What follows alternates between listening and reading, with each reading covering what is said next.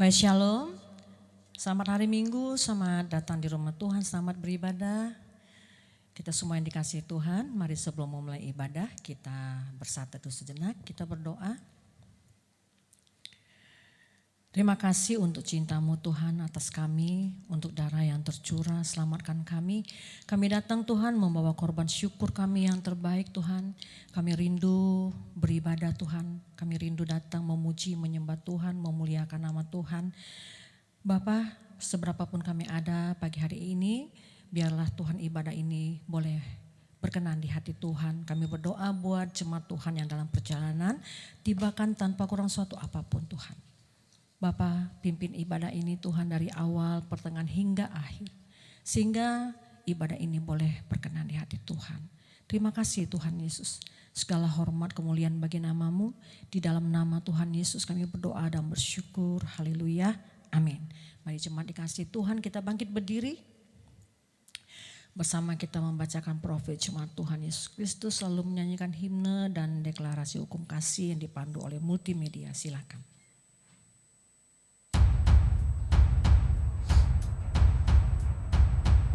Bahwa sejak semula Allah telah menunjukkan rahmat-Nya kepada bangsa-bangsa lain, yakni dengan memilih dari antara mereka suatu umat bagi namanya, suatu umat kepunyaannya sendiri, yang rajin berbuat baik, suatu bangsa yang terpilih, imamat yang rajani, bangsa yang kudus, umat kepunyaan Allah sendiri, yang telah dipanggil keluar dari kegelapan kepada terangnya yang ajaib, supaya mereka memberitakan perbuatan-perbuatan yang besar dari Dia, yaitu Tuhan Yesus Kristus, yang menjadi kepala atas tubuhnya sendiri, yakni jemaat, yang terdiri atas orang-orang kudus, anggota-anggota keluarga Allah, yang dibangun di atas dasar para rasul dan para nabi, dengan Kristus Yesus sebagai batu penjuru, serta didirikan di atas batu karang, yakni pengakuan percaya orang pilihannya berdasarkan wahyu Allah, bahwa Yesus adalah Mesias, anak Allah yang hidup. Dialah Tuhan yang Esa, Allah yang maha besar, Allah yang hidup dan yang benar, yang telah menyatakan dirinya dalam rupa manusia, sebagai juru selamat tunggal seluruh umat manusia. Dialah Tuhan Gembala yang baik, yang telah berfirman, ada lagi padaku domba-domba lain yang bukan dari kandang ini. Domba-domba itu harus kutuntun juga, dan mereka akan mendengarkan suaraku, dan mereka akan menjadi satu kawanan dengan satu gembala yang akan menggembalakan mereka dengan pengetahuan dan pengertian, supaya mereka mengetahui kebenaran sejati yang memerdekakan, kebenaran yang mendatangkan damai sejahtera, ketenangan dan ketentraman untuk selama-lamanya. Itulah jemaat Tuhan Yesus Kristus, tiang penopang dan dasar kebenaran, sebuah kantong kulit yang baru untuk anggur yang baru, umatku yang atasnya namaku disebut. Amin, amin, amin.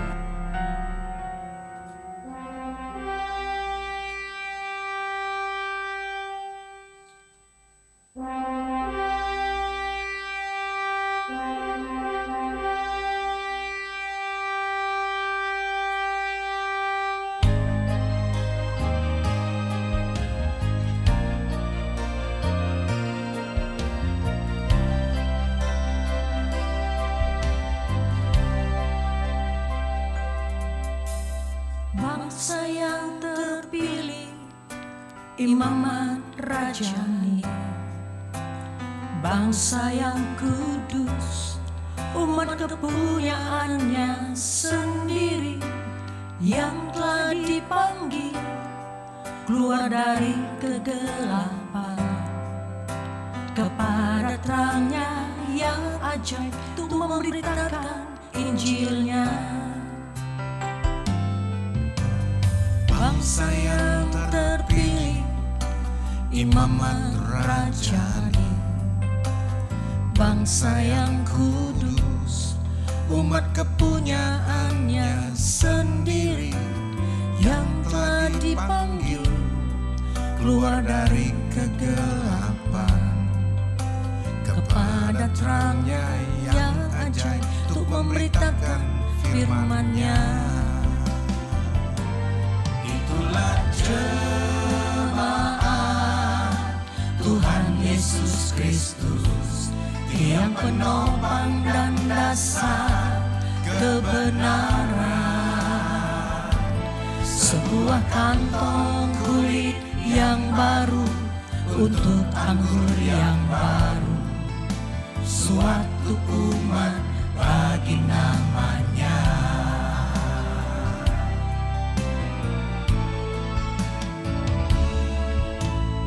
Bangsa yang terpilih, imamat rajani, bangsa yang kudus, umat kepunyaannya sendiri, yang telah dipanggil keluar dari kegelapan kepada terangnya yang ajaib, untuk memberitakan firman-Nya. Itulah jemaat Tuhan Yesus Kristus, yang penopang dan dasar kebenaran.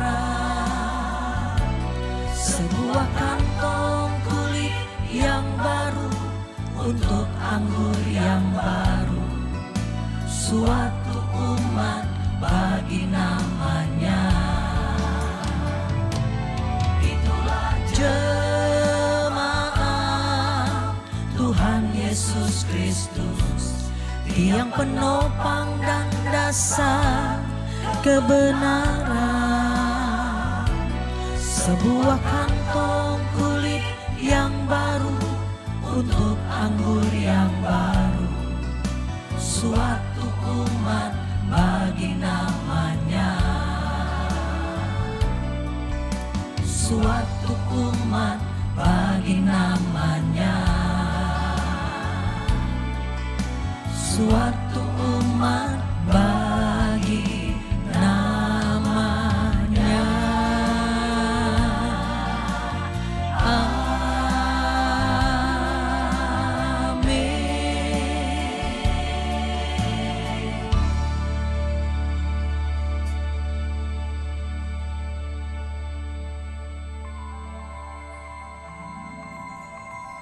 Deklarasi hukum kasih. Hukum yang terutama. Dengarlah hai umatnya. Tuhan itu Allah kita. Tuhan itu Esa. Kasihilah Tuhan Allah dengan segenap hatimu, dan dengan segenap jiwamu, dan dengan segenap akal budimu, dan dengan segenap kekuatanmu.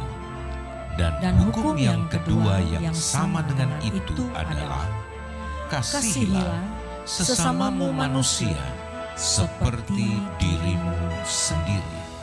Tidak ada hukum lain yang lebih utama daripada kedua hukum ini. Amin. Silakan duduk jemaat dikasih Tuhan. Mari siapkan hatimu. Tenangkan tubuh.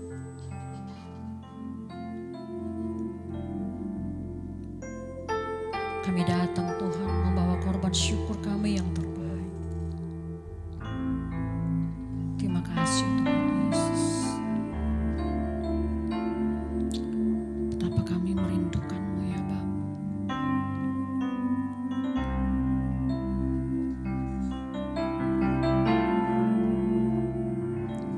Seperti rusa yang haus, rindu aliran sungai-Mu.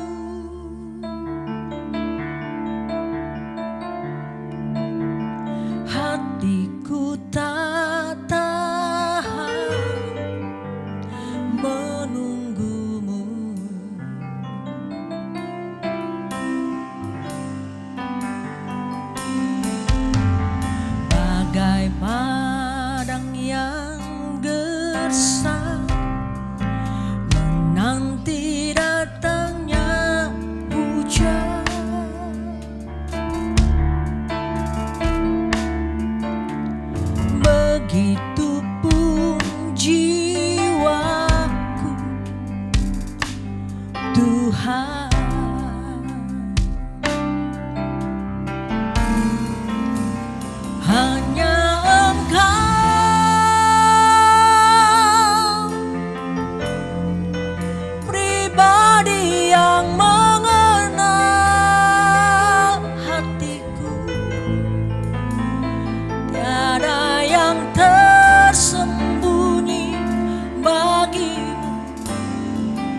seluruh isi hatiku Kau tahu, dan bawaku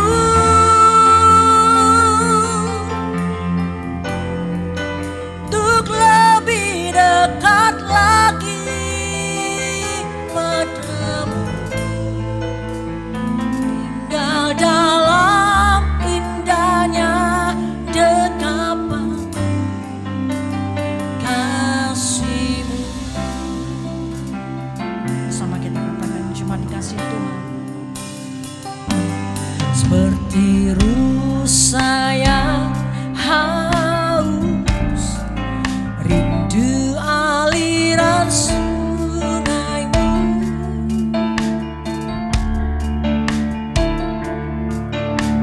Hatiku tak tahan menunggu-Mu.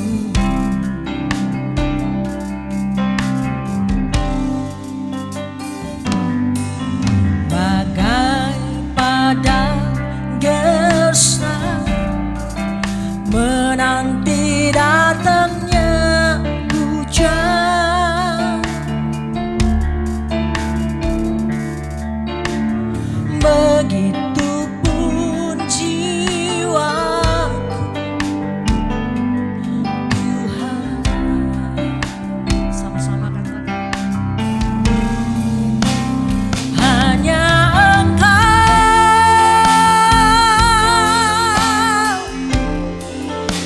pribadi yang mengenal hatiku,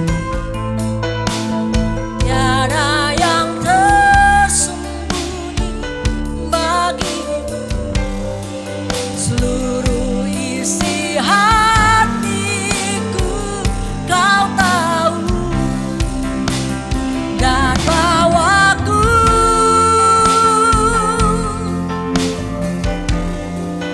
untuk lebih dekat lagi padamu, tinggal dalam indahnya dekapan kasih-Mu. Lebih lagi cuma Tuhan katakan, hanya Engkau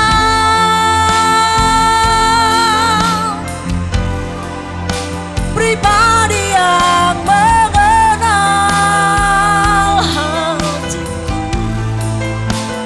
tiada yang tersembunyi bagimu. Seluruh isi hatiku Kau tahu, dan bawaku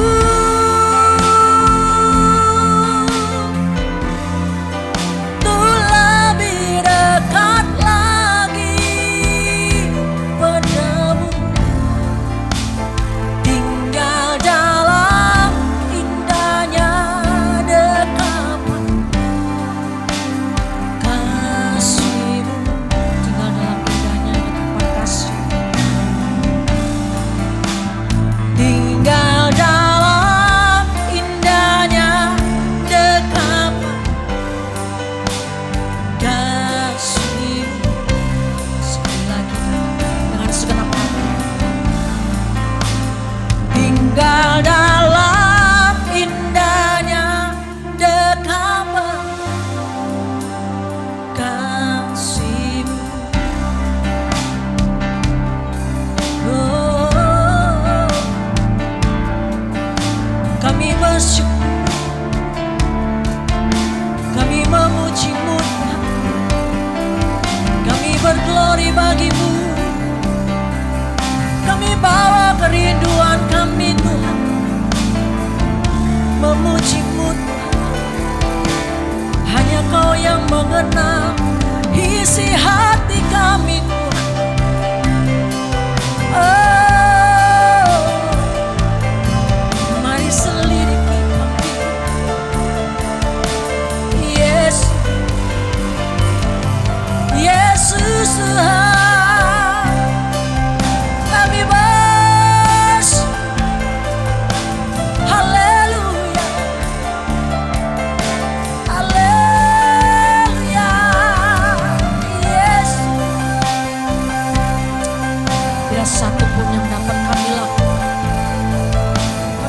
you Tuhan, senantiasa ada di hadirat, sebab hanya Kau pribadi yang mengenal kami Tuhan Yesus. Thank you. Terima kasih Tuhan. Kami berbicara bagi setiap kami. Thank you Tuhan Yesus. Ketika semua pintu tertutup bagi kami Tuhan, kami datang padamu. Kaulah pintu anugerah kami. Ketika tidak seorang pun mau menolong kami Tuhan, hanya Yesus yang menolong kami. Thank you.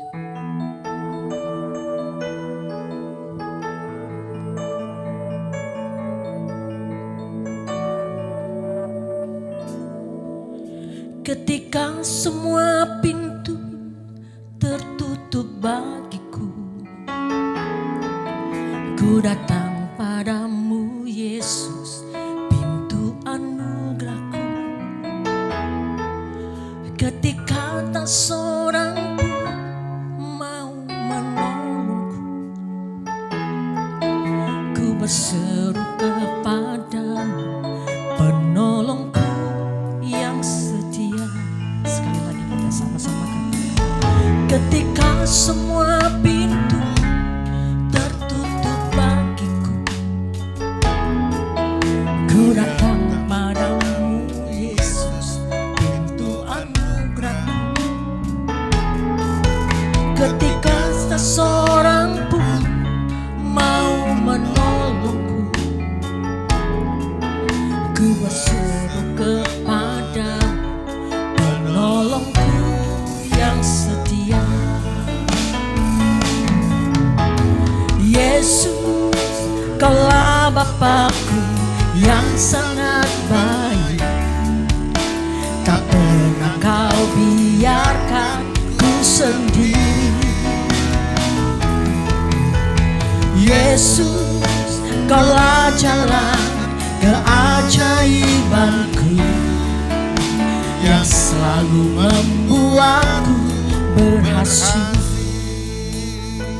Thank you Tuhan Yesus. Ketika semua pintu tertutup bagiku, ku datang padamu Yesus, pintu anugerahku.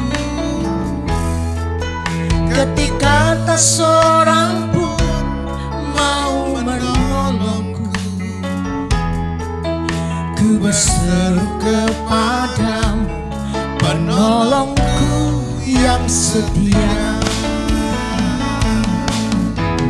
Yesus, Kaulah Bapakku yang sangat baik, tak pernah Kau biarkan ku sendiri. Yesus, Kaulah jalan keajaibanku, yang selalu membuatku berhasil. Yesus, Kaulah Bapakku yang sangat baik, tak pernah Kau biarkan ku sendiri. Yesus, Kaulah jalan keajaibanku, yang selalu membuatku berhasil. Kaulah satu-satunya yang sangat ku percaya. Kaulah satu-satunya yang sangat ku andalkan. Oh, Yesus, Kaulah Bapakku yang sangat baik, tak pernah Kau biarkan ku sendiri. Yesus, Kaulah jalan keajaibanku, yang selalu membuatku berhasil.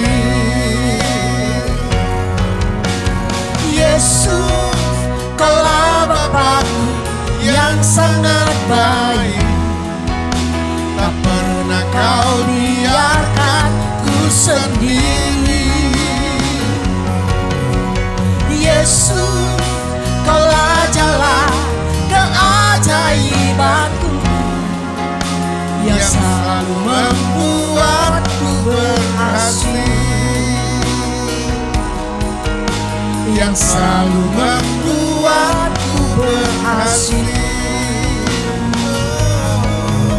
yang selalu membuatku berhasil.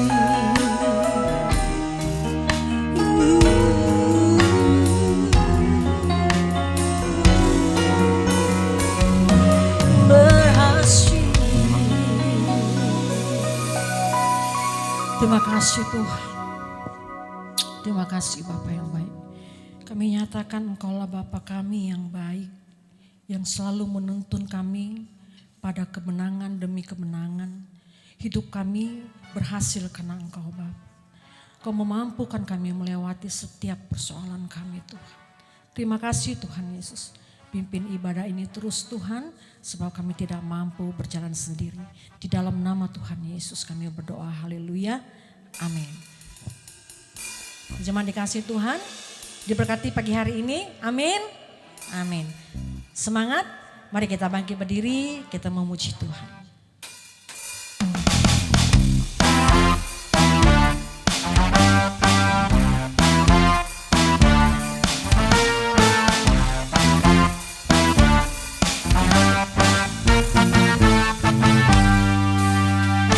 Badai topan dunia, Tuhanlah perlindunganmu.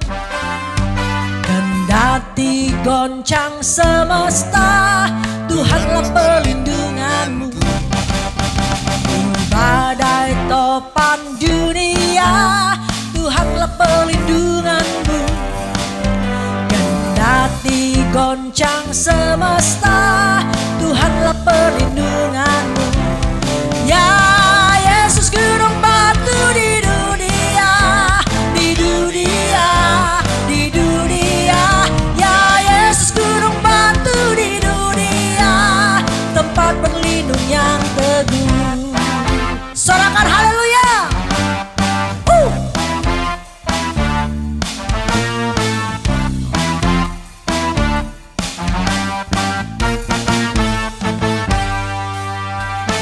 Badai topan dunia, Tuhanlah perlindunganmu. Kendati goncang semesta, Tuhanlah perlindunganmu. Ya Yesus gunung batu di dunia, di dunia, di dunia. Ya Yesus gunung batu di dunia, tempat berlindung yang teguh. Ya Yesus gunung batu di dunia, di dunia, di dunia. Ya Yesus gunung batu di dunia, tempat berlindung yang teguh. Sekali lagi kita naikkan dari awal dengan segenap hati kita, katakan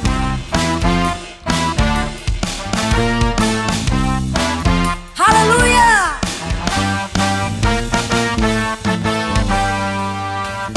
Badai topan dunia, Tuhanlah perlindunganku. Kendati goncang semesta, Tuhanlah perlindunganku. Ya Yesus gunung batu di dunia, di dunia, di dunia. Ya Yesus gunung batu di dunia, tempat berlindung yang teguh. Ya Yesus gunung batu di dunia, di dunia, di dunia. Ya Yesus gunung batu di dunia, tempat berlindung yang teguh, tempat berlindung yang teguh, tempat berlindung yang teguh. Haleluya. Yes. Terima kasih Tuhan Yesus, apapun yang terjadi Engkaulah tempat perlindungan kami Tuhan. Kami percaya Kau tidak pernah meninggalkan kami. Di dalam nama Tuhan Yesus kami berdoa dan bersyukur. Haleluya. Amin. Silakan duduk jemaat dikasih Tuhan. Mari kita siapkan hati kita untuk ditaburi oleh firman Tuhan. Terima kasih Tuhan, berbicara bagi setiap kami ya Bapa.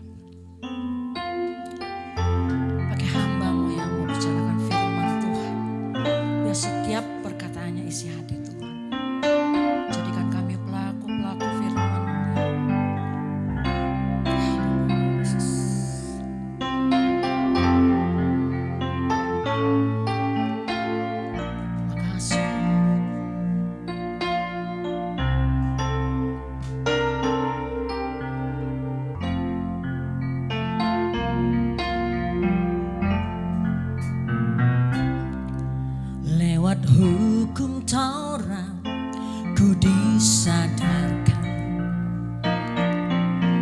bahwa aku ini orang berdosa. Tiada ku sanggup tolong diriku, tanpa Dia Yesus ku binasa. Oleh anugerahnya ku diselamatkan.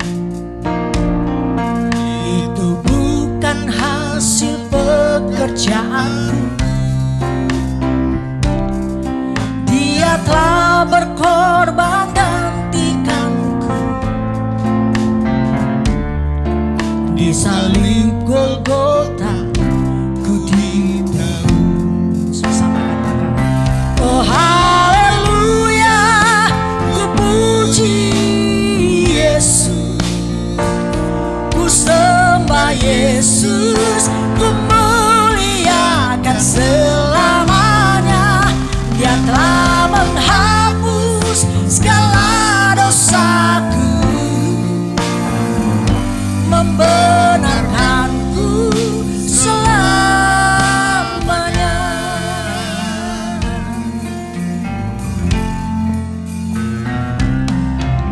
Lewat hukum Taurat ku disadarkan bahwa aku ini orang berdosa. Tiada ku sanggup tolong diriku, tanpa Dia Yesus ku binasa. Oleh anugerahnya ku diselamatkan. Itu bukan hasil pekerjaan, itu bukan hasil pekerjaanku.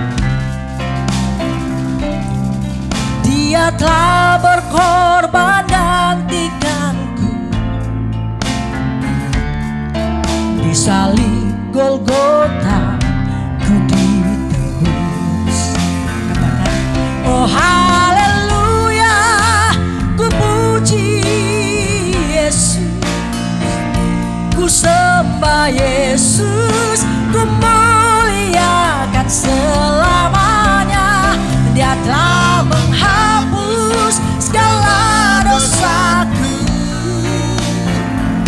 membenarkanku selamanya. Makin berdiri jemaat Tuhan.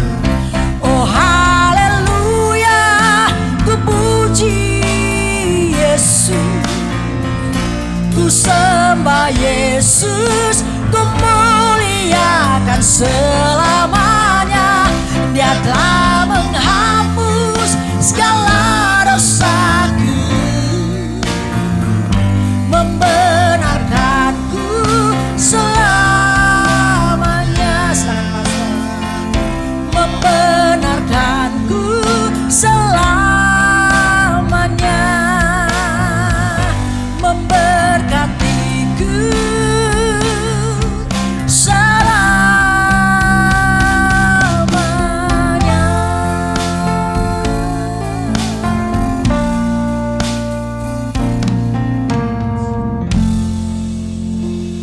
Oh haleluya, haleluya, haleluya. Engkau telah menghapus segala dosa kami dan telah membenarkan kami oleh anugerah-Mu. Kami bersyukur, kami berterima kasih untuk kasih setiamu yang takkan pernah berkesudahan. Semata-mata hidup kami ditopang oleh rahmat-Mu dari hari ke hari, hingga pada minggu pagi ini kami kembali ada di rumah Tuhan, karena Tuhan penjaga umat-Nya yang tidak pernah terlelap. Kami bersyukur, kami berterima kasih, memuji, memuliakan Engkau, menyembah, meninggikan, mengagungkan hanya Engkau saja, Yesus Kristus Tuhan kami. Terima kasih Bapa, kami siap untuk mendengarkan firman-Mu, dan dalam pimpinan, bimbingan, tuntunan Roh-Mu yang kudus, Kami berharap kami dibawa kepada seluruh kebenaran-Mu seperti yang Kau janjikan. Supaya ketika kebenaran itu kami terima, kebenaran itulah yang memerdekakan kami. Terima kasih, kami siap untuk mendengarkan firman-Mu. Dalam nama Yesus, haleluya.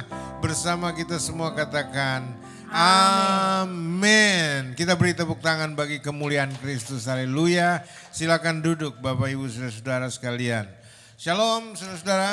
Puji Tuhan, saya senang sekali karena pagi minggu ini kita kembali dipertemukan dalam kasih karunia Tuhan ya. Oke, baik.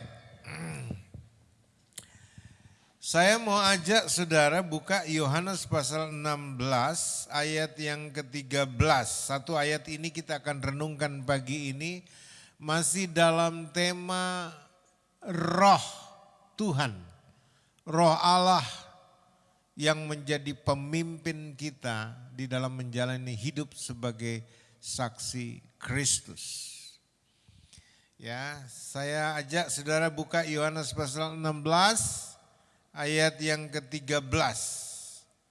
Kalau sudah buka kita bisa baca sama-sama ya. Yohanes 16 ayat yang ke-13.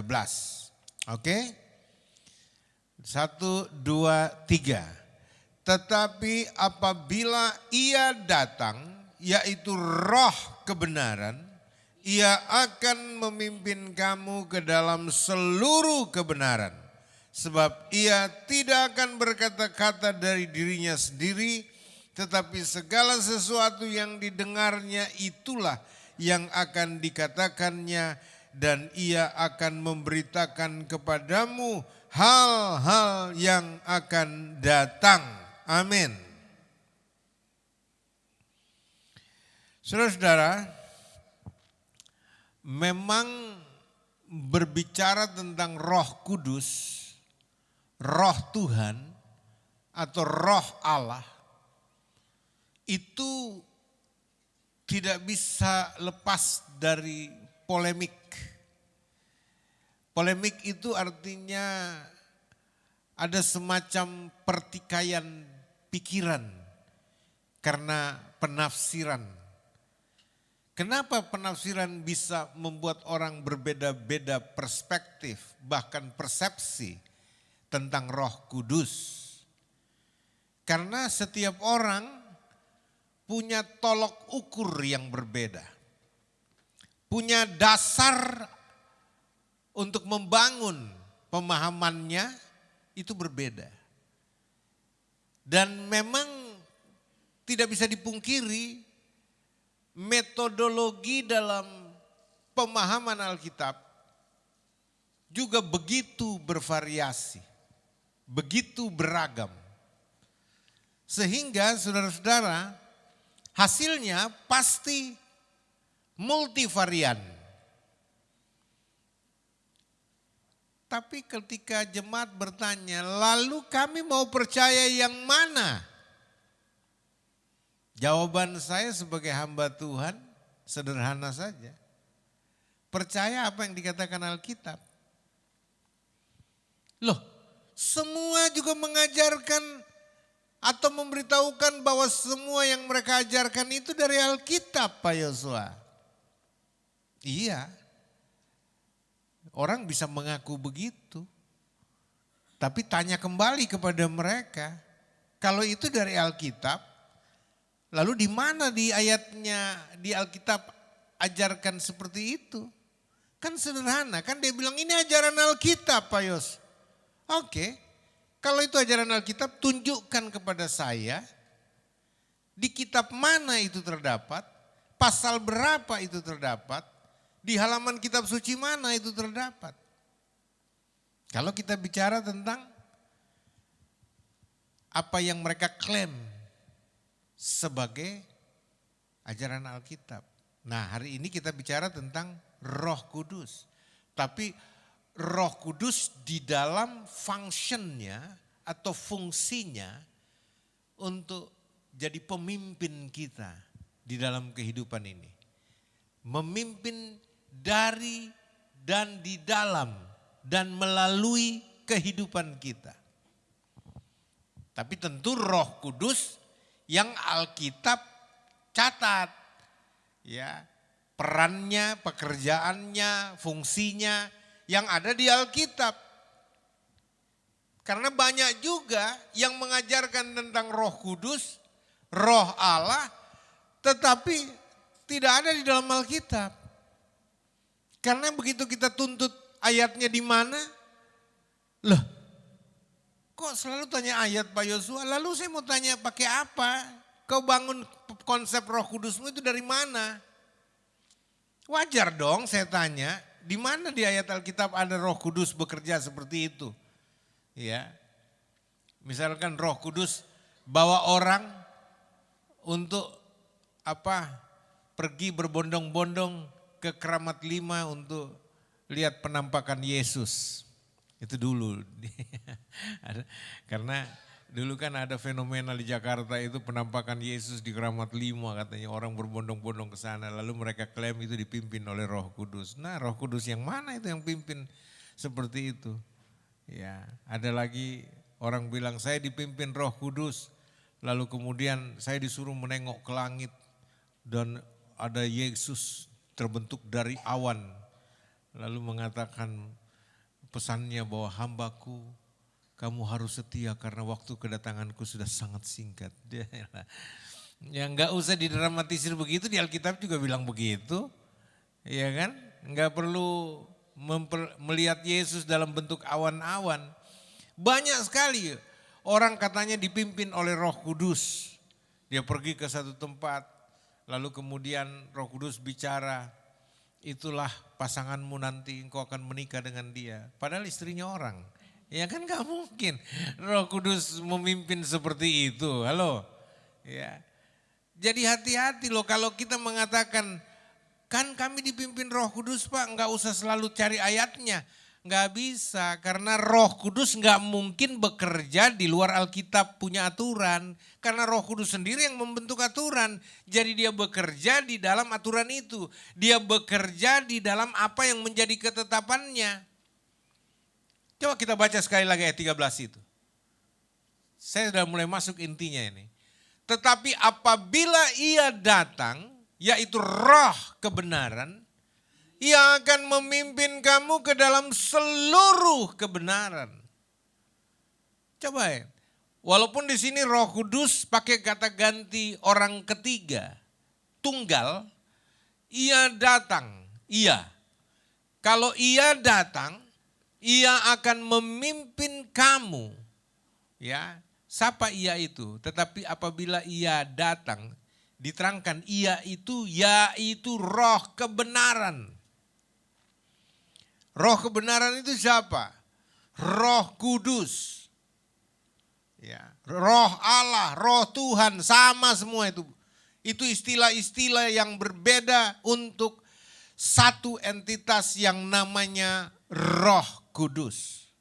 Roh Allah. Jadi saudara-saudara, dia pakai kata ganti orang ketiga karena dia mengambil peran sebagai pemimpin untuk memimpin kamu kepada seluruh kebenaran. Ya. Tapi saya mau katakan kepada saudara, nggak usah berpolemik. Alkitab mengatakan Roh Kudus itulah manifestasi Yesus sebagai Immanuel yang selalu menyertai kita sampai kepada kesudahan zaman yang diam di dalam kita. Jadi kalau ada ayat firman Tuhan bilang kamu harus yakin bahwa Yesus ada di dalam kamu. Artinya apa kita tahu? Roh Kudus inilah yang memanifestasikan Yesus sebagai Allah yang menyertai senantiasa. Tidak pernah membiarkan, tidak pernah meninggalkan sedetik pun. Lewat apa? Keadaan atau keberadaan, eksistensi Roh Kudus di dalam diri kita. Jadi jangan pandang Roh Kudus itu bukan Yesus. Itu yang keliru. Banyak teologi-teologi yang membangun perbedaan atau distingsi antara Yesus dan Roh Kudus dan Bapa, lalu secara gamblang mengatakan itu ada 3 pribadi. Dalam Alkitab nggak pernah ajarkan seperti itu. Ya, Alkitab mengatakan Allah itu Esa. Tuhan yang Esa itu adalah Yesus Kristus. Itu di dalam Alkitab mengatakan itu secara jelas. Iya. Welcome my brother. Oke, jadi saya kembali kepada saudara. Lihat baik-baik. Karena Yohanes 16 ayat 13 ini itu banyak disalahpahami orang. Makanya kita di sini komitmennya apa? Menggembalakan umat itu dengan pengetahuan dan pengertian. Sesuai dengan tuntutan profetik dalam Yeremia 3 ayat 15. Bahwa aku akan menggembalakan kamu dengan pengetahuan dan pengertian. Nah, sekarang kalau bilang Roh Kudus memimpin kita dalam seluruh kebenaran, kita mesti tahu dulu kebenaran itu apa. Jangan kebenaran ditafsir bebas. Ya, karena kebenaran menurut konsep orang dunia ini ada. Kebenaran menurut perdukunan juga ada. Kebenaran menurut standar apa? Apa itu kebenaran? Bahkan dulu seorang kaisar bertanya kepada Yesus, apa itu kebenaran? Dia sendiri nggak ngerti, sudah level kaisar. Kalau sekarang kan presiden. Ya, tapi ternyata Alkitab betul juga ya. Presiden itu ternyata banyak juga yang dia nggak tahu. Ya kayak di negeri Konoha. Ya itu presidennya banyak yang nggak ngerti apa-apa. Hanya omon-omon. Itu di negeri Konoha gitu. Di Indonesia enggak. Di Papua bagaimana? Semua pintar ya, haleluya. Kok jangan tersinggung Eki? Pagi-pagi jangan tersinggung. Saudara-saudara coba perhatikan baik-baik. Ya. Tetapi apabila ia datang, siapa ia ini? Yaitu roh kebenaran. Ia akan memimpin kamu ke dalam seluruh kebenaran. Kebenaran itu apa? Ini kita mesti uraikan dulu ini kebenaran apa supaya jangan tafsir bebas. Terlalu banyak ini pendeta suka tafsir bebas. Ya, kalau orang lain tafsir bebas kita bisa maklumi, tapi kalau pendeta tafsir bebas ini bahaya karena dia menyesatkan banyak orang nanti. Ya. Jadi itu sebabnya kita baca untuk mendefinisikan kebenaran itu apa sih? Ya. Yesus pernah bilang begini. You must know I am the way. I am the truth. And I am the life. Akulah jalan, akulah kebenaran, akulah hidup. Jadi kalau dari Yohanes 14 ayat 6 itu jelas secara hurufiah, secara letterlah. Yesus mengklaim dirinya adalah kebenaran. I am the truth. Kebenaran. Siapa yang mau sanggah? Kalau dia sendiri otoritas tertinggi di surga dan di bumi mengatakan I am the truth. Akulah kebenaran. Ada yang mau sanggah? Ada yang merasa lebih benar dari Yesus? Coba jawab saya. Ada yang lebih benar dari Yesus? Enggak ada, berarti absolut, mutlak. Statement Yesus itu mengatakan dirinya adalah kebenaran. Itu ya dan amin. Artinya dia adalah standar kebenaran sorgawi yang tidak mungkin diungguli oleh versi kebenaran manapun di muka bumi ini. Karena Yesuslah kebenaran tertinggi.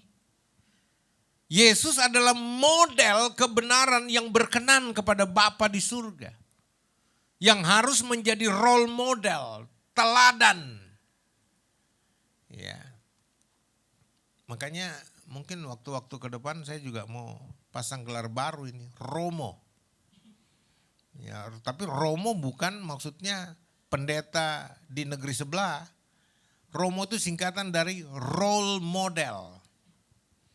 Jadi kalau bicara romo dalam bahasa Jawa itu bapak yang dibapai, bapake. Ya. Seorang bapak harus menjadi role model. Ya. Saya harus mengenakan juga kayaknya saya romo. Untuk apa? Supaya saya menempatkan diri saya sebagai standar role model bagi keluarga saya, bagi jemaat. Untuk diikuti, untuk diteladani, untuk dicontohi. Amin atau aman? Pendeta berani enggak mengatakan dirinya romo? Masa yang di sebelah berani? Padahal standarnya bukan Alkitab. Ya. Kita ini juga romo. Role model. Amin, saudara-saudara. Jadi kalau kita berbicara tentang ayat 13 ini kebenaran, Yesus bilang I am the truth. Akulah kebenaran. Akulah jalan, I am the way, and I am the truth, and I am the life. Akulah jalan, kalau kau tersesat datang saja kepadaku, kau pasti ketemu jalan yang benar menuju hidup. Ada banyak jalan disangka orang lurus, tapi ujungnya menuju maut. Nah itu yang biasa disebut orang-orang siratul mustaqim, jalan yang lurus. Tapi tidak semua jalan yang lurus menuju hidup. Ada jalan yang disangka orang lurus, padahal ujungnya menuju maut. Makanya kalau dalam perjalanan hidup ini, jangan periksa perjalananmu benar atau salah pada waktu sudah mau mati di ujung. Mestinya di awal atau di tengah perjalanan paling tidak.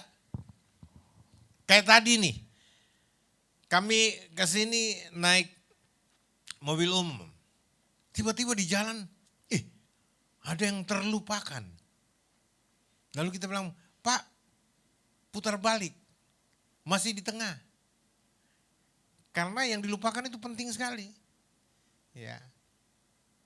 Misalkan di tengah atau di awal perjalanan kalau kita mau pergi ke tujuan. Saya biasa dulu waktu masih muda, sekarang juga masih muda. Amin. Kalau saya mau pergi ke Medan dari Jakarta naik bus ALS antar lintas Sumatera misalkan. Atau ANS, hampir semua bus Sumatera itu saya sudah pernah naik. Ya. Kan biasa 2 hari dulu tuh, 48 jam. Ya. Tapi kan kita mesti tanya dulu di awal, ini bus ke Medan enggak? Karena di terminal itu banyak bus. Enggak semua ke Medan, betul. Ada juga lintas Sumatera ke Aceh, tidak lewat Medan. Nah jadi tanya di awal, jangan main naik bus aja tanpa tanya, lalu kemudian sudah lihat jalan mulai menyimpang, enggak juga berani bertanya, ini kemana? Ikut aja. Sampai di ujung baru nyesel nanya, saya kira ke Medan, ternyata ke Aceh. Salah nanya, salah timingnya, mestinya timingnya. Kalau Anda adakan perjalanan, tanya di awal, periksa baik-baik. Apakah mobil yang engkau naik ini mengantar ke tempat tujuan yang kau mau? Saya mau tanya, Anda tujuannya mau ke sorga atau ke neraka? Ke sorga kan? Tanya, jalannya kemana? Kami mesti ikuti jalan mana? Naik mobil apa untuk ke sorga? Mobilnya cuma satu, Yesus. Kalau kita gambarkan analoginya seperti itu. Jalannya cuma satu, Yesus. Enggak ada jalan lain, enggak ada kendaraan lain. Kalau engkau ada dalam Yesus, engkau ada di jalan yang benar, engkau pasti sampai ke sorga. Amin. Bisa dimengertikan? Perumpamannya sederhana kan? Saudara-saudara. Jadi kalau kita bicara kebenaran, Yesuslah kebenaran. Kalau Yesus kebenaran, dialah harus yang menjadi standar, model untuk kita contohi. Lalu kalau kita ikuti cara bicaranya, cara bersikapnya, gaya hidupnya, lifestyle-nya, maka kita bisa Yakinkan bahwa kita sedang melakukan yang benar seperti yang Yesus lakukan. Makanya rasul-rasul bilang begini, teladanilah aku karena aku meneladani Yesus. Ada yang bilang, ikutilah aku karena aku mengikuti Yesus. Standarnya hebat loh rasul-rasul itu. Ya, dia berani pasang standar dirinya, istilahnya bahasanya begini, lu gak usah bicara ikut Yesus lah, Yesus gak kelihatan. Ya, sok bicara ikut Yesus. Emang kau pernah lihat Yesus? Kami ini pernah lihat Yesus, mengalami bersama Yesus, tidur bersama Yesus, makan bersama Yesus. Dalam perjalanan kami mengikut Yesus. Kami tahu keluarganya, kami tahu dari mana dia berasal, daerah mana. Dan kami mengalami pengalaman adikodrati, supra alami. Melihat kemuliaannya bukan sebagai manusia biasa saja. Tetapi melampaui dimensi kemanusiaan karena dia adalah Allah sendiri. Elohim sendiri yang menepati janjinya berinkarnasi untuk menjadi penebus dan juru selamat. Kami saksinya, kata rasul-rasul. Dan kami melihat bagaimana caranya dia menangani persoalan. Bagaimana caranya dia handling objection. Itu artinya apa? Menangani persoalan.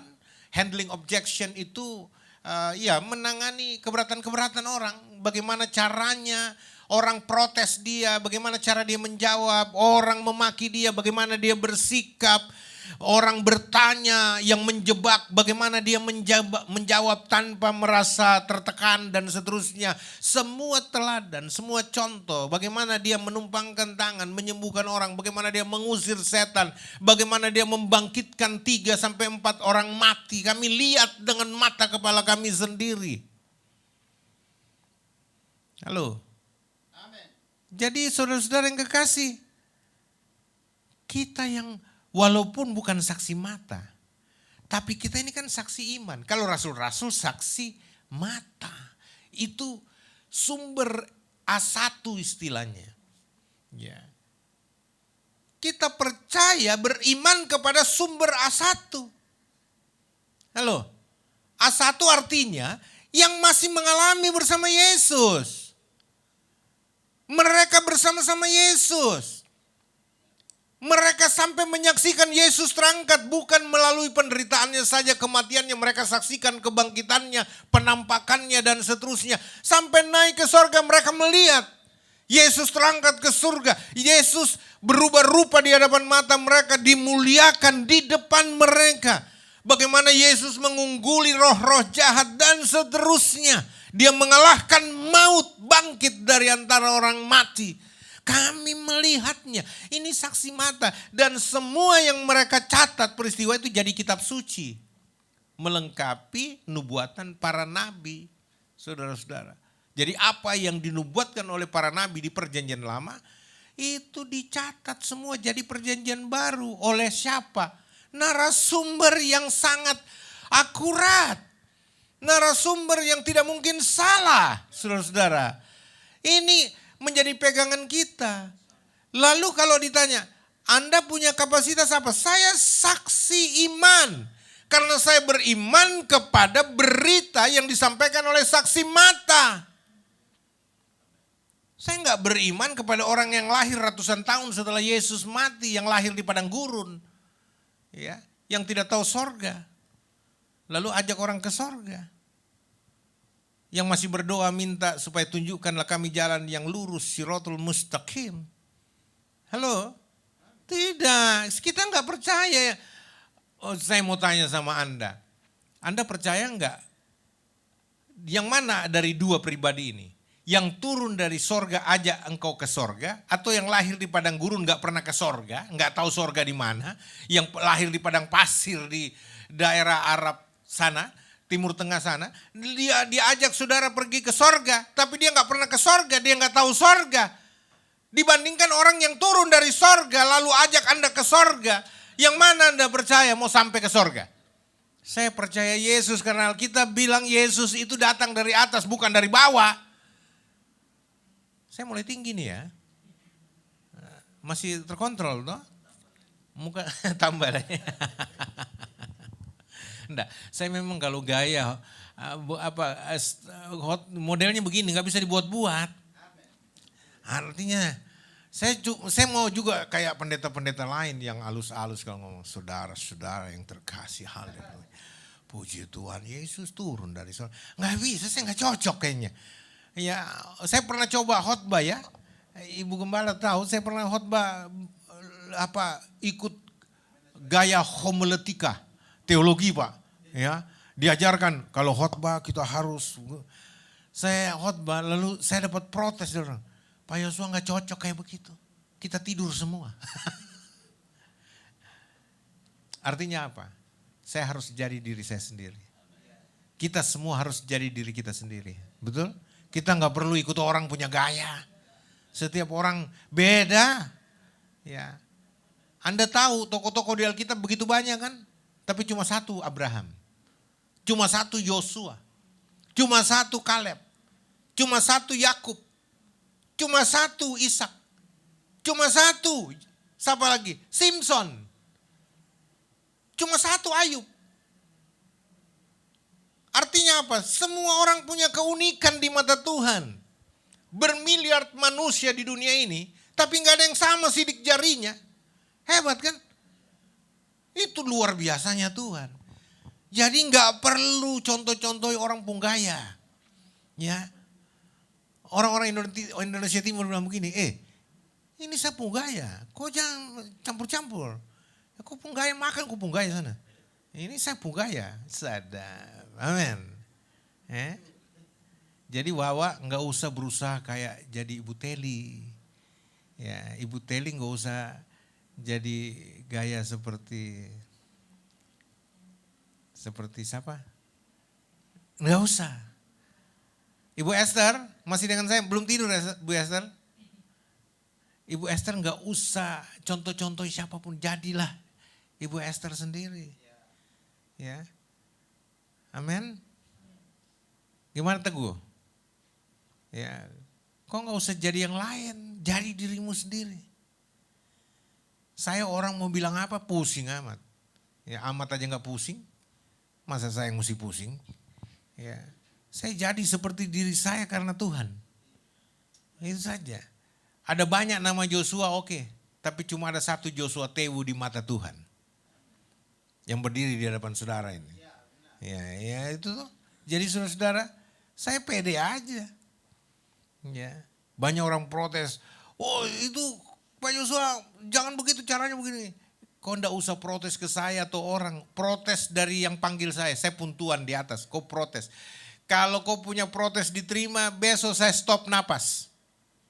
Selesai toh. Karena dia yang berkuasa. Kalau dia berkenan untuk saya terus berjalan melayani dia, siapa yang mau larang? Halo? Nggak ada yang bisa. Karena saya cuma satu Tuhan saya. Tuhan saya cuma satu. Namanya Yesus Kristus. My big boss. Itulah Tuhan besar saya. Saudara tidak menghidupi saya, dia yang menghidupi saya. Saudara tidak bisa menjaga saya, dia yang menjaga saya. Jadi saudara-saudara yang kekasih, berimanlah pada kebenaran itu. Yang kedua, apa itu kebenaran? Tadi kita sudah jelas lihat Yesus adalah kebenaran. Jadi standarmu adalah Yesus, pola hidupmu adalah Yesus. Tapi kan orang tanya, tapi kan Yesus tidak ada lagi Pak Yosua. Kita bagaimana caranya tahu? Itu Yohanes 17 ayat 17. Buka Yohanes 17 ayat 17. Bilang apa di situ? Ini kalau orang mau bantah ini khotbah, dia mesti tunjukkan ayat-ayat lain yang lebih unggul dari ayat-ayat firman Tuhan ini. Kalau ada. Ya, tapi teologi, nggak usah pasang teologi di sini. 17, baca sama-sama, 2, 3. Kuduskanlah mereka dalam kebenaran. Firman-Mu adalah kebenaran. Kan Alkitab bilang begini, kuduskanlah mereka dalam kebenaran. Hanya di dalam kebenaran mereka dapat dikuduskan. Nah pertanyaan di kebenaran itu apa? Titik koma di situ. Menerangkan kebenaran itu apa? Firman-Mu adalah kebenaran. Firman siapa ini? Mu di sini siapa? Halo, ini bukan firman Tambunan, bukan firman Tewu, bukan firman Go, bukan firman Pasaribu, bukan firman Swebu, bukan firman Wenda. Ini firman-Mu, ini Mu Tuhan Yesus. Jadi firman-Mu Tuhan Yesus adalah kebenaran. Amin, saudara-saudara. Firman Kristus itulah yang menjadi hakim. Firmanku yang akan menjadi hakimnya. Itu di bagian lain dikatakan seperti itu. Jadi saudara-saudara, kalau kita bicara Roh Kudus akan menuntun kita kepada seluruh kebenaran, artinya apa saudara-saudara? Halo? Artinya apa? Roh Tuhan selalu akan berbicara untuk tujuan akhirnya adalah Yesus. Memuliakan Yesus. Enggak mungkin Roh Kudus bicara tapi mengesampingkan Yesus. Enggak mungkin Roh Kudus bawa pimpin orang ketemu nabi lain yang menawarkan juru selamat di luar Yesus. Enggak mungkin. Mustahil bin mustajab. Kalau Roh Kudus yang benar yang Alkitab katakan, dia memimpin kita kepada seluruh kebenaran. Apa itu seluruh kebenaran? Artinya kebenaran itu bicara tentang Yesus. Kebenaran itu bicara tentang firman Tuhan. Kebenaran itu berbicara tentang Dia penguasa satu-satunya. Penebus satu-satunya. Juru selamat satu-satunya. Tidak ada yang lain selain Dia.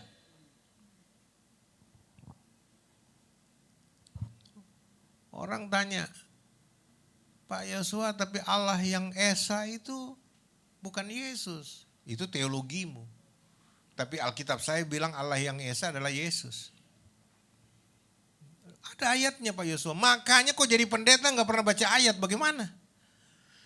Coba baca ayatnya, Yudas 1 ayat 25. Supaya saudara tahu kebenaran ini. Yudas 1 ayat 25. Haleluya. Puji Tuhan. Coba sama-sama baca. Allah yang Esa, juru selamat kita. Oleh siapa? Yesus Kristus Tuhan kita. Bagi Dia adalah kemuliaan, kebesaran, kekuatan, dan kuasa sebelum segala abad dan sekarang dan sampai selama-lamanya. Ayat ini pakai amin. Artinya Anda tidak setuju, ayat ini tetap amin pada dirinya sendiri. Dia enggak butuh kebenaran saudara. Halo? Artinya apa? Allah yang Esa itulah juru selamat kita. Oleh siapa dinyatakan? Karena Allah itu roh, tidak kelihatan. Dijelas-jelas secara hurufiah dikatakan oleh Yesus Kristus. Kalau Allah yang Esa yang adalah roh itu invisible, maka Allah yang Esa yang terlihat itu adalah Yesus Kristus. Jesus Christ is the visible God. Aduh. Ini ayat luar biasa. Saudara-saudara, Yesus bilang akulah kebenaran. Jadi inilah kebenarannya. Yesus Kristus adalah Allah yang Esa yang menjadi juru selamat kita. Saya mau tanya, adakah yang lain selain Yesus? Enggak ada. Alkitab bilang enggak ada. Dan Alkitab adalah kebenaran sejati. Tidak ada yang lain selain Alkitab. Nah lalu kemudian saudara-saudara ada yang bertanya begini. Tapi kan Yesus mesti melayani Allah yang maha besar. Allahu Akbar dalam bahasa Arabnya. Dalam bahasa Inggrisnya the Almighty God. Kan Yesus bukan Allah yang maha besar. Saya bilang ya itu menurut teologimu kita hormati. Tetapi dalam Alkitab Yesus adalah Allahu Akbar. Allah yang maha besar itu dalam bahasa Arabnya. Ada ayatnya Pak Yosua. Ada dong. Gak mungkin saya bicara tanpa ayat firman Tuhan. Buka Titus 2 ayat 13. Titus 2 ayat 13. Ya, ini kan bicara seluruh kebenaran. Bukan setengah kebenaran saudara-saudara. Kita baca sama-sama ya. Dengan menantikan penggenapan pengharapan kita yang penuh bahagia dan penyataan kemuliaan Allah yang maha besar dan juru selamat kita. Siapa namanya? Yesus Kristus. Allah yang maha besar dan sekaligus menjadi juru selamat kita itu namanya Yesus Kristus.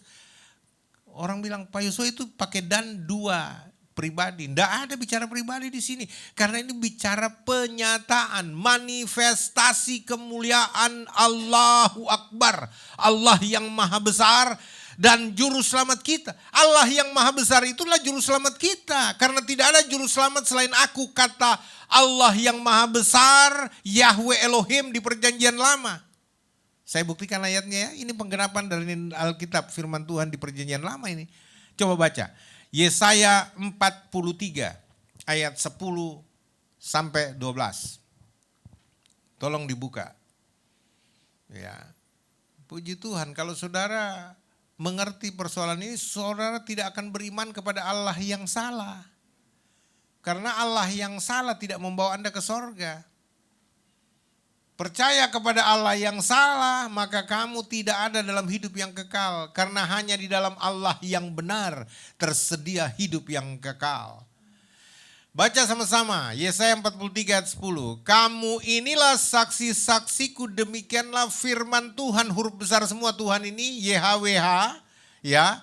Dan hambaku yang telah kupilih supaya kamu tahu dan percaya kepadaku dan mengerti bahwa aku tetap Dia. Sebelum aku tidak ada Elohim, tidak ada Allah dibentuk, dan sesudah aku tidak akan ada lagi. Jadi Yahweh itu adalah Elohim, satu-satunya yang disembah oleh seluruh makhluk di muka bumi ini.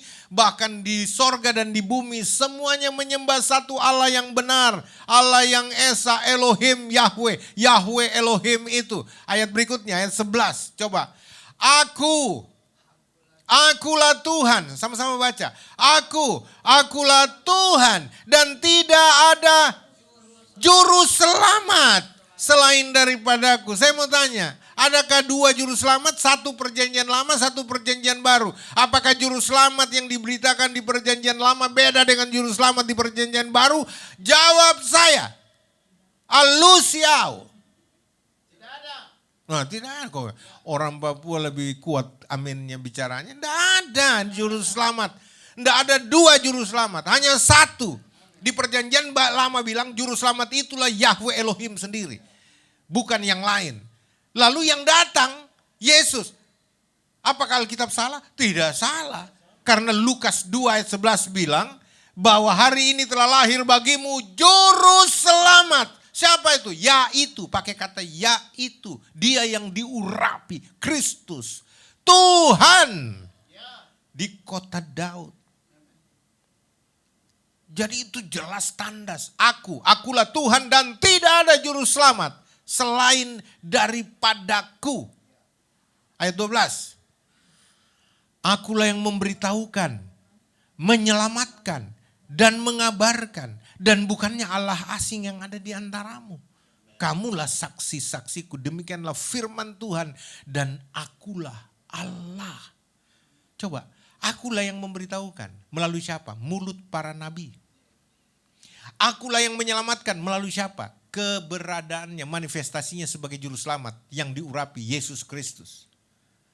Akulah yang mengabarkan melalui siapa? Pekabaran rasul-rasul. Siapa yang melakukan di balik semua ini? Dia sendiri, Allah sendiri, Tuhan sendiri yang berjanji. Aku sendiri yang akan datang untuk menebus dan menyelamatkan engkau. Tidak ada juru selamat lain. Tidak ada juru selamat selain aku. Akulah Tuhan, akulah Elohim. Dia bilang, akulah Tuhan, akulah Allah. Saudara tahu kejadiannya? Waktu kebangkitan Yesus dari antara orang mati, Yohanes 20, coba buka Yohanes 20 ayat 27 dan 28. Saudara, Yesus disembah sebagai apa? Bukan sebagai hamba Allah. Yesus disembah bukan sebagai anak Tuhan. Bukan. Tapi sebagai Allah, sebagai Tuhan. Coba Yohanes 20. Ya.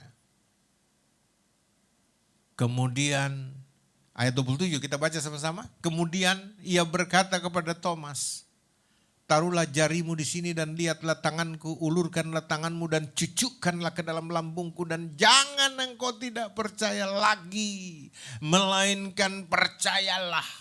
Itu kata Yesus kepada Thomas. Ayat 28 apa? Thomas menjawab dia. Dalam bahasa lain dikatakan Thomas sujud menyembah dan berkata. Apa katanya? Penyembahan Thomas isinya bicara apa kepada Yesus? Ya Tuhanku dan Allahku. Pertanyaannya, siapa Tuhan dan Allahnya Thomas? Jawab. Siapa Tuhan dan Allahnya Thomas? Yesus. Ini pengakuan iman tertinggi, the high confession about Jesus Christ. Ya. Dan ini saudara-saudara diucapkan Thomas di hadapan murid-murid yang lain. Bahkan di hadapan 120 orang yang telah dipenuhi oleh Roh Kudus. Artinya apa? Kalau tidak ada yang membantah, bahkan Yesus sendiri tidak membantahnya, maka inilah kebenaran absolut. Ya, inilah seluruh kebenaran tentang siapa Yesus yang ada di dalam pengakuan iman Thomas, saudara-saudara. Ada rasul yang membantah pengakuan iman Thomas?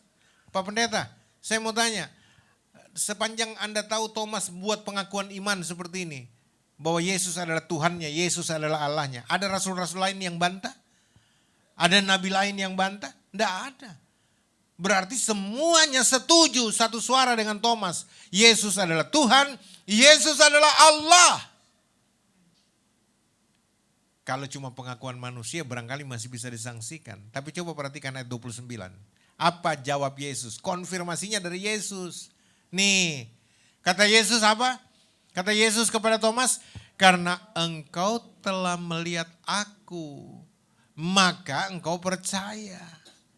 Berbahagialah mereka yang tidak melihat namun percaya. Ini konfirmasi dari Yesus. Artinya pengakuan iman Thomas terhadap dirinya itu mutlak benar. Kalau salah, Yesus akan berkata, Thomas, kok berdiri Thomas? Kok sabarang saya? Saya ini hanya utusan Allah. Saya bukan Allah. Saya bukan Tuhan. Saya hanya hamba Tuhan, Thomas. Aduh, cilaka kita ini, nanti turun dapat api dari langit. Kok berdiri Thomas? Apa Yesus bilang begitu? Enggak. Yesus konfirmasi, justru menegaskan. Kata Yesus kepadanya, karena engkau telah melihat aku Thomas, maka engkau percaya. Berbahagialah mereka seperti Joshua Tewu dan semua jemaat di Kalibata itu, ya termasuk pendeta-pendeta yang hadir itu, yang melihat, yang tidak melihat, namun percaya.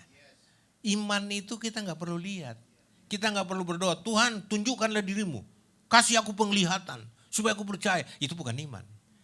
Iman itu saya percaya, walaupun saya tidak melihat. Kenapa saya harus percaya? Karena apa, saudara-saudara? Apa yang Tuhan nyatakan kepada rasul-rasul, ya dan amin itu tidak mungkin salah. Amin, saudara. Inilah yang dimaksud memimpin, roh itu memimpin kita kepada seluruh kebenaran. Jadi kalau ada orang mengaku, oh roh Tuhan pimpin saya Pak kepada kebenaran. Tapi dia tidak meninggikan Yesus, dia tidak memuliakan Yesus sebagai Tuhan dan sebagai Allah. Itu bukan Roh Kudus, itu Roh Kudus yang bekerja. Halo? Roh Kudus kalau bawa kita pasti bawa kepada Yesus. Karena Yesus adalah kebenaran. Kalau Roh Kudus bekerja pasti sesuai firman Tuhan. Karena Roh Kudus yang mengilhami seluruh perkataan Tuhan di dalam kitab suci Alkitab itu. Bagaimana bisa bilang, ini ajaran Roh Kudus ajarkan kepada saya, tapi tidak ada di dalam Alkitab. Alkitab adalah standar, bro. Makanya kita menganut faham sola scriptura. Alkitab adalah otoritas tertinggi untuk menilai seluruh ajaran, doktrin, teologi, dogma manapun di dunia ini. Apalagi yang mengaku-ngaku dia orang Kristen. dia pengikut Yesus, dia percaya Yesus, tapi ajarannya menyimpang dari Alkitab, kita nggak usah aminkan. Karena standar kita adalah Alkitab. Firman Tuhan, saudara-saudara. Coba 2 Timotius 3 ayat 15, minta tolong Pak. Ini kalau buka seluruh kebenaran ini sampai sore kita. Terima kasih Ibu Gembala sudah taruh ayat ini. Waduh, saya bersemangat. Ibu Gembala bilang khotbah ayat ini. Wah, haleluya. Amin, Bu. Ingatlah juga 2 Timotius 3 ayat 15. Ingatlah juga bahwa dari kecil engkau sudah mengenal kitab suci. Catat, kitab suci ayat 15 bilang kitab suci. Kitab suci ini yang dapat memberi engkau hikmat. Apalagi menuntun engkau kepada keselamatan oleh iman. Kepada siapa? Yesus Kristus. Jadi kitab suci ini firman Tuhan ini saudara-saudara. Kalau Anda baca, Anda akan dibawa bertemu dengan hikmat. Anda ditambahi hikmat. Anda akan semakin berhikmat. Orang yang suka baca Alkitab, suka baca kitab suci, pasti semakin berhikmat. Dan kalau orang baca Alkitab, saudara-saudara, halo, dia pasti dibawa kepada Yesus Kristus. Dia dituntun kepada Yesus Kristus. Ada teman saya dulu, sudah almarhum sih. Saya sebutkan saja nggak apa-apa karena ini sudah terbuka di umum juga. Beliau seorang mantan Kristen. Ya, kalau dalam pandangan kita ya dia murtad dari kekristenan. Ya, namanya Pak almarhum Ustadz Insan Mokoginta. Semua orang tahu, saya itu teman debat saya itu. Ya, Insan Mokoginta pernah bilang begini. Saya baca Alkitab dan Roh Tuhan memimpin saya masuk Islam. Saya baca Alkitab. Ya, saya kalau bicara begini disclaimer ya, saya tidak mendiskreditkan agama manapun khususnya Islam dan apapun itu tidak. Saya cuma bicara perbandingan bahwa teman satu ini almarhum ini dia salah mengerti. Ya, sampai dia lepas dari Tuhan. Karena pernyataannya begini. Karena ini banyak dipercaya juga. Gara-gara pernyataannya ini, saudara-saudara, banyak juga orang murtad dari Kristen. Dia bilang begini, saya baca Alkitab. Dari Kejadian sampai Wahyu saya sudah baca. Maka itu saya dituntun untuk bertemu Nabi Muhammad dan menjadi Islam. Karena saya baca Alkitab, baca firman Tuhan. Saya langsung bantah dalam debat itu. Tidak mungkin kalau Anda baca Alkitab lalu Anda melepaskan Yesus. Karena 2 Timotius 3 ayat 15 ini jelas. Orang kalau dari kecilnya mengenal kitab suci itu memberi dia hikmat. Hikmat itu dapat membedakan yang mana yang benar, yang mana yang salah, yang mana yang baik, yang mana yang buruk, itu hikmat. Ya, kalau orang tidak tahu yang mana yang benar, yang mana yang salah, lalu kemudian dia main jalan saja, itu bukan hikmat. Hikmat itu menuntun kita, membuat kita jadi mengerti yang mana yang benar, yang mana yang salah, yang mana yang jahat, yang mana yang baik, yang mana yang tidak benar, yang mana yang benar. Itu hikmat. Lalu bukan cuma membuat Anda jadi berhikmat, tetapi hikmat firman Tuhan ini, Alkitab itu membawa Anda, menuntun Anda kepada Yesus Kristus. Percaya kepada Yesus Kristus supaya kamu diselamatkan oleh iman kepada Yesus Kristus. Itu Alkitab bilang. Jadi kalau Anda baca Alkitab tapi Anda melepaskan Yesus, tidak lagi beriman kepada Yesus Kristus, berarti bukan Roh Kudus yang pimpin kamu. Wah, itu tahun 2014 itu saya debat keras. Kebetulan Ibu Gembala jadi moderator waktu itu. Belum ada rame-rame di YouTube Pak, di TikTok apa segala macam. Debat saya sudah bertarung bebas dengan mereka, muka dengan muka, face by face. Kami pernah satu kali debat di hadapan 500 orang di daerah Dewi Sartika, Bu. Ya, itu 500 orang. Yang hadir orang Kristen cuma 10 orang. Itu pun panitia kebanyakan. Nggak ada yang berani hadir. Ya, kami sudah berhadapan muka dengan banyak pendebat-pendebat senior di kalangan Islam. Tapi setelah itu ya kami berbaikan, tidak ada masalah. Silaturahmi, kami berteman baik. Ya, karena kami berdebat untuk argumentasi iman. Mereka menyerang kekristenan, menyerang wibawa Alkitab, menyerang ketuhanan dan kealahan Yesus. Saya mempertahankannya, membuktikannya bahwa Alkitab tidak mungkin salah. Tidak ada maki-maki, hujat apa segala macam, tidak, saudara-saudara. Semata-mata hanya untuk bertarung yang namanya kebenaran. Yang mereka yakini dan yang saya yakini. Makanya Pak Pendeta, saya singkatkan debat itu, saya luncurkan istilah debat itu supaya dapat izin dari kepolisian waktu itu. Karena waktu diajukan surat izin untuk debat spektakuler, debat lintas agama, nggak dikasih izin Pak. Tapi waktu saya masuk ke Polres dan saya bilang, debat itu Pak Polisi bukan kayak debat kusir atau mengundang potensi keributan. Debat itu singkatan dari dialog edukatif, bermartabat, aktual, dan terkendali. Itu singkatan dari debat Pak. Dialog edukatif. Kami berdialog, diskusi untuk mengedukasi dan secara bermartabat. Dan aktualisasinya apa? Hidup kami ya yang menjadi contoh ya dan terkendali Pak. Ya, bukan lepas kendali.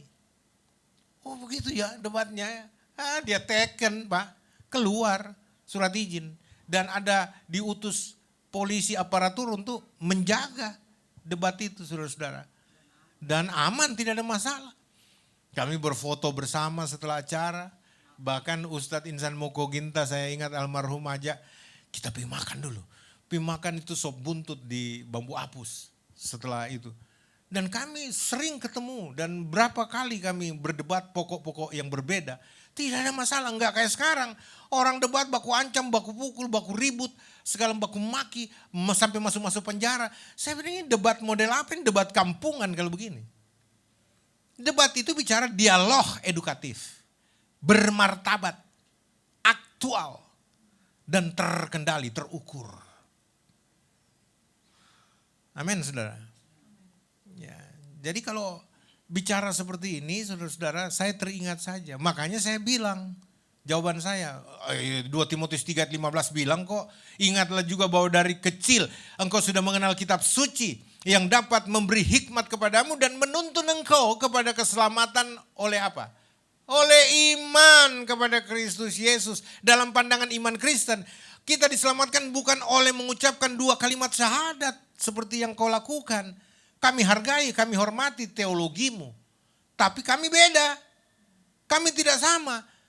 Keselamatan kami ditentukan karena kami percaya kepada Yesus Kristus Tuhan.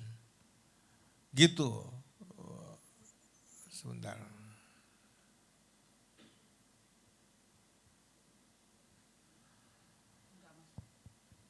Sebentar. Ini ada yang report. Kalau ini mesti dikembalikan, ya ada yang sudah mulai kebakaran jenggot, padahal nggak punya jenggot. Ya biasa kalau live kayak begini kan, itu mereka banyak yang marah, ngamuk, report. Kerjanya cuma report, nggak mampu membantah secara argumentasi. Oke, saya kembali kepada pokok pembahasan kita. Roh Kudus kalau ada dalam diri seseorang, dia akan menuntun kepada seluruh kebenaran.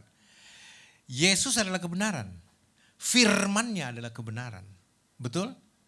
Dan tadi kita bicara, firman yang kebenaran itulah yang disebut dengan kitab suci. Alkitab namanya. Ya. Kitab suci kita Alkitab namanya. Ada ayatnya, ada. Alkitab itu namanya kitab suci kita. Di dalam Alkitab juga begitu. Lalu saudara-saudara, coba kembali ke 2 Timotius 3 dulu ayat 17. Minta tolong. Ayat 16-nya. Ya. Ayat 16 bilang apa saudara-saudara? Segala tulisan yang diilhamkan Allah. Yang mana itu? Segala tulisan yang diilhamkan Allah. Yang di ayat 15 tadi kitab suci itu. Jangan tafsir sembarangan. Ini ada orang comot ayat ini, pendeta lagi. Dia comot ayat ini, segala tulisan yang diilhamkan Allah. Itu termasuk semua kitab suci yang ada Pak Yosua di dunia ini. Dan itu termasuk buku-buku teologi yang ada di toko-toko buku teologi, di rak-rak perpustakaan STT. Itulah semua tulisan yang diilhamkan Allah Pak Yosua. Oh, itu karanganmu. Itu asumsimu. Tidak mungkin Alkitab bertentangan dengan dirinya sendiri. Ayat 15 kan bilang kitab suci yang diperkenalkan kepada Timotius oleh ibundanya, oleh neneknya Lois, itu memberi dia hikmat dan menuntun dia kepada keselamatan oleh iman kepada Kristus Yesus. Kitab suci di ayat 15, di ayat 16-nya itu diterangkan segala tulisan yang diilhamkan Allah, yaitu kitab suci yang di ayat 15. Jangan diputus itu. Halo?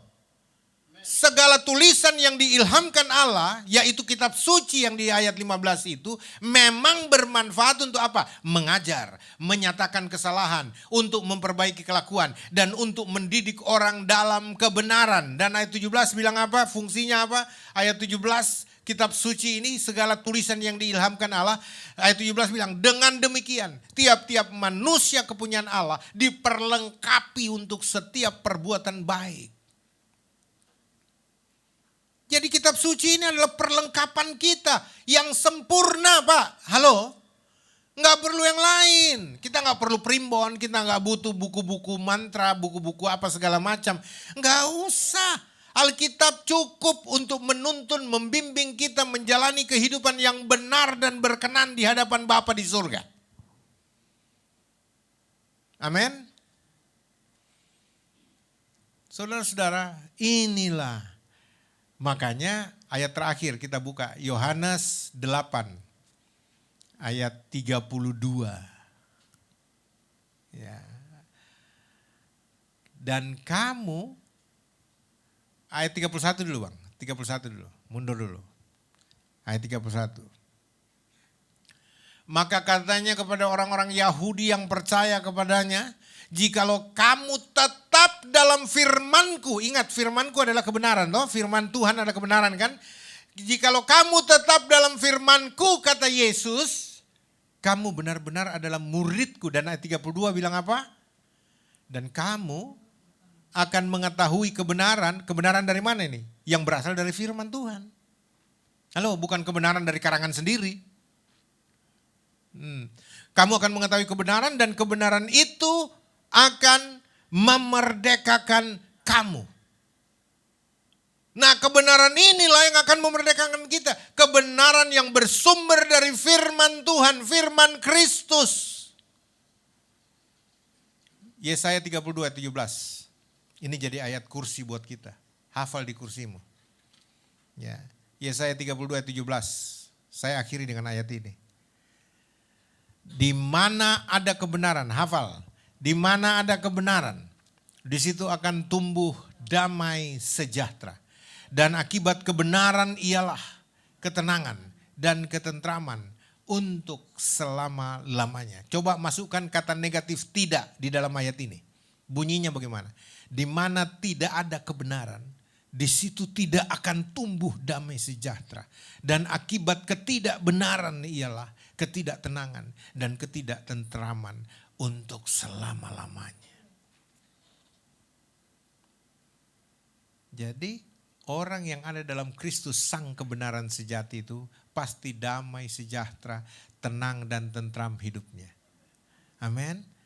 Orang yang hidup dalam Yesus sang kebenaran sejati, mengikuti kebenaran firman Tuhan itu, pasti hidupnya dimerdekakan dari kebodohan, dari belenggu dosa, dari belenggu setan, iblis, roh-roh jahat dan lain sebagainya. Pasti dimerdekakan. Saudara-saudara, Anda tidak bisa beli damai sejahtera di pasar swalayan manapun.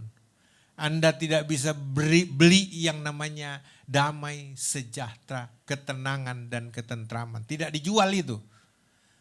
Bagaimana kita bisa mendapatnya?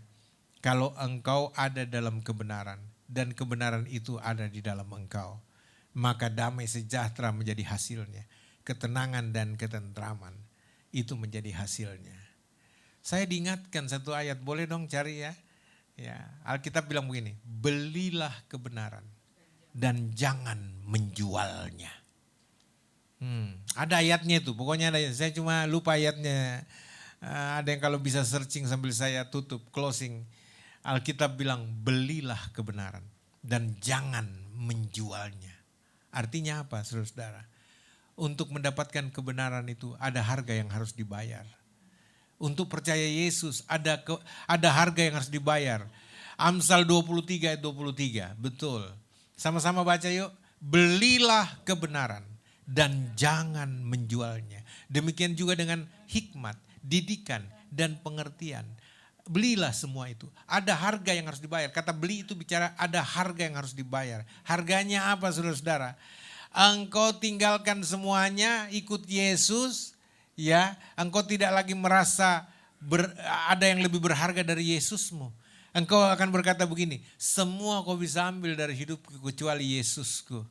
Ya, Yesus bilang begini, apa gunanya kau memiliki seluruh isi dunia ini, seluruh dunia dengan segala isi dan kemuliaannya, kalau kau kehilangan keselamatanmu. Makanya saudara-saudara, untuk mengikuti Yesus ada harga yang dibayar. Kalau dunia sudah lebih dulu membenci Yesus, harganya gak berubah, dunia terhadapmu pasti benci kau juga. Yesus pernah bilang, seperti nubuatan para nabi, aku dibenci tanpa alasan. Makanya jangan kaget kalau Kristen dibenci tanpa alasan. Orang beribadah, kok ada orang ngamuk-ngamuk mau berhentikan ibadah. Orang beribadah di gereja, kok gereja mau ditutup? Alasannya apa? Kemarin di Bandung juga begitu kan. Ada orang bilang, wah ini kami terganggu 2 tahun kami cukup sabar. Sabar dari mana? Emang orang Kristen ganggu kamu di sana? Kan gak ada, orang Kristen gak pernah mengganggu kok tempat orang, ibadah orang. Enggak ada, cuma yaitu tanpa alasan sudah dikatakan. Kenapa orang Kristen dibenci? Apa alasannya? Enggak bisa kemukakan alasannya. Pokoknya kami gak suka aja gak ada gereja di sini. Pokoknya kami gak mau aja ada orang Kristen di sini. Pokoknya kami, semua pokoknya. Ya. Tanpa alasan. Gitu saudara-saudara. Tapi rumah bordil berdiri di situ. Rumah judi berdiri di situ. Rumah maksiat ada di situ. Rumah kesetanan perdukunan ada di situ. Yang setan-setan punya hasil pekerjaan diizinkan di situ. Tapi gereja enggak diizinkan. Orang ibadah enggak diizinkan. Alasannya apa coba? Padahal orang Kristen terbukti di dunia ini, di muka bumi ini selalu membawa perubahan yang terbaik. Orang Kristen lah yang menerangi dunia ini karena Yesus di dalam dia terang sejati itu. Orang Kristen lah yang menganut prinsip moral. Kasihilah sesamamu manusia seperti dirimu sendiri, tapi lebih dari itu kasihilah musuhmu. Gak ada ajaran moral tertinggi di dunia ini kecuali yang Kristen ajarkan. Kalau orang membenci kamu, berdoalah buat orang itu. Kalau orang mengutuki kamu, berkatilah orang itu. Ditampar pipi kirimu, kasih pipi kanan. Orang lempar batu, balas kapas. Jangan balas kejahatan dengan kejahatan, tapi kalahkanlah kejahatan dengan kebaikan. Kalau dunia mengatakan kasihilah sesama manusia seperti dirimu sendiri, aku berkata kepadamu, Yesus bilang kasihilah musuhmu. Tidak ada yang berani sampai ke pengajaran moral tertinggi seperti ini. Enggak mampu. Tapi Yesus sudah mendemonstrasikan itu. Dan Yesus memberi kekuatan untuk murid-muridnya. Yaitu para Kristen. Pengikut Kristus dapat mengikutinya. Amin saudara. Maka hiduplah dipimpin Roh Kudus. Kalau Roh Kudus memimpinmu berarti dia memimpin engkau kepada seluruh kebenaran. Seluruh kebenaran termasuk engkau harus aminkan bahwa Yesus Kristuslah satu-satunya Tuhan yang benar. Dialah Allah yang Esa yang menjadi juru selamat kita. Dialah Allah yang maha besar yang menjadi juru selamat kita. Dialah Bapa yang kekal seperti dinubuatkan Yesaya 9 ayat 5. Dialah Bapa yang kekal selain Raja Damai, selain Allah yang perkasa, anak Allah, Sang Putra itu adalah Bapa yang kekal itu sendiri. Dan saudara-saudara, dialah Allah yang benar dalam 1 Yohanes 5 ayat 20. Di dalam Allah yang benar terdapat hidup yang kekal. Di luar Allah yang benar tidak ada hidup yang kekal. Kiranya Tuhan Yesus memberkati saudara senantiasa dan jangan takut. Nyawanya saja dia mau berikan kepadamu. Apalagi hanya sekedar kebutuhan harian. Dia pasti genapi, dia cukupkan. Karena dia sangat mengasihimu. Tuhan memberkati kita semua. Amin. Kita berdoa. Terima kasih Tuhan Yesus untuk anugerah-Mu, untuk berkat-Mu, untuk kasih setiamu yang tidak berkesudahan. Firman-Mu telah meneguh kuatkan kami kembali, dan semua kami yang ada di ruangan ini dan yang mengikutinya secara live streaming baik di YouTube maupun di TikTok. Tuhan menyertai, Tuhan memberkati. Engkaulah jawaban dari semua persoalan kami. Kepadamu sajalah kami menunjukkan iman kami ya Yesus Kristus. Dan pengharapan di dalam Engkau tidak pernah mengecewakan. Dan siapa yang menaruh harap dan mengandalkan Tuhan, firman-Mu berkata pasti diberkati. Kami menaruh harap mengandalkan Engkau ya Yesus Kristus Tuhan kami. Haleluya. Bersama kita semua katakan amin. Silakan Bu.